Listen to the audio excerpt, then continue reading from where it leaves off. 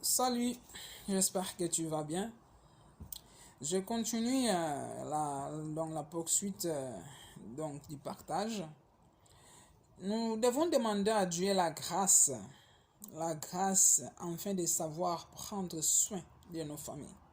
Oui, savoir prendre soin de nos familles, c'est important. Savoir prendre soin de notre famille, oh combien c'est important que cela. Parce que si tu ne prends pas soin des siens, rassure-toi, tu es en train de déchirer quelque chose d'important. Tu es en train de déchirer quelque chose d'important.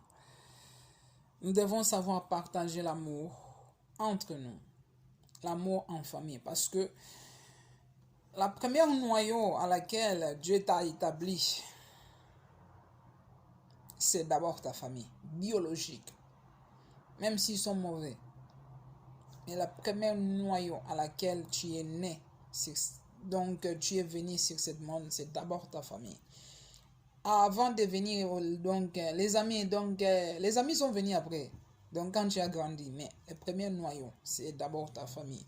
Ton père, ta mère, tes frères et tes sœurs. Donc nous devons demander la grâce de Dieu afin de savoir prendre soin de nos familles. Par nos conseils, par notre amour, de partager, d'aider lorsque nous pouvons le faire. Car nous sommes dans un temps où l'argent est devenu plus important que les êtres humains. Mais l'argent ne doit pas devenir plus important que les êtres humains. L'argent ne doit pas devenir plus important que les êtres humains. L'être humain avant tout est toujours important. L'argent ne fait pas tout. Alors ne confondons pas les choses, s'il vous plaît. Nous sommes dans un temps d'égoïsme accentué où les gens sont aveuglés par l'amour de l'argent en oubliant même Dieu. Je ne dis pas que l'argent c'est mauvais, non.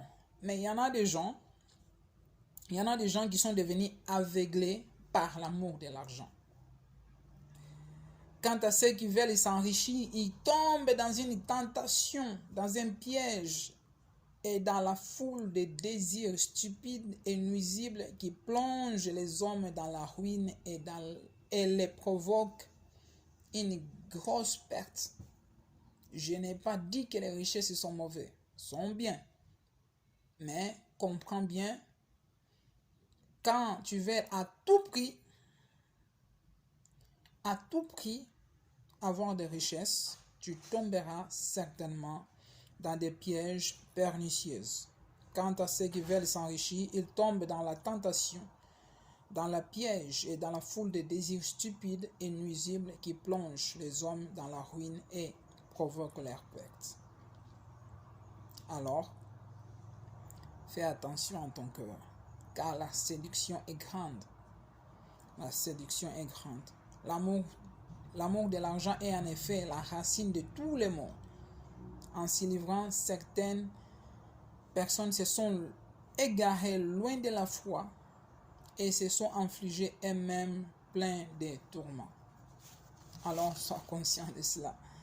Parce que nous avons besoin de l'argent pour vivre, oui, mais nous arrivons aussi à faire plein de coups bas à cause de l'argent.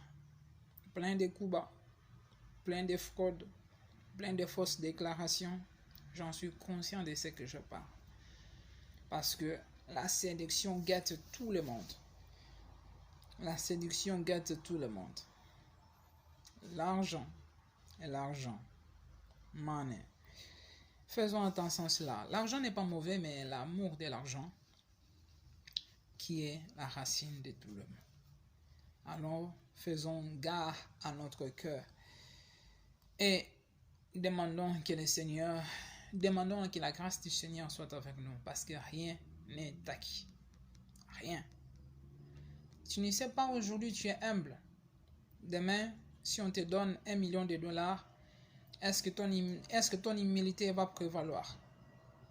Si tu as vraiment ce que tu as, ouais, donc ce que tu désires, ce que tu demandes à Dieu maintenant, si Dieu te les donne, est-ce que tu vas garder le même amour que tu as pour Dieu? Est-ce que je vais garder le même amour que j'ai pour Dieu? Est-ce que je vais accomplir mes promesses que je dis à Dieu? Dieu, si tu me donnes ça, je te ferai ça. Es-tu sûr? Donc ce sont des choses à réfléchir. L'amour de l'argent est la racine de tout le monde. Je prie que l'amour de Dieu surabonde dans nos cœurs et nous aide à avancer, être amoureux de Dieu et non pas amoureux de l'argent. Car l'argent est un mauvais maître, mais un bon serviteur. Que Dieu vous bénisse abondamment. Ciao.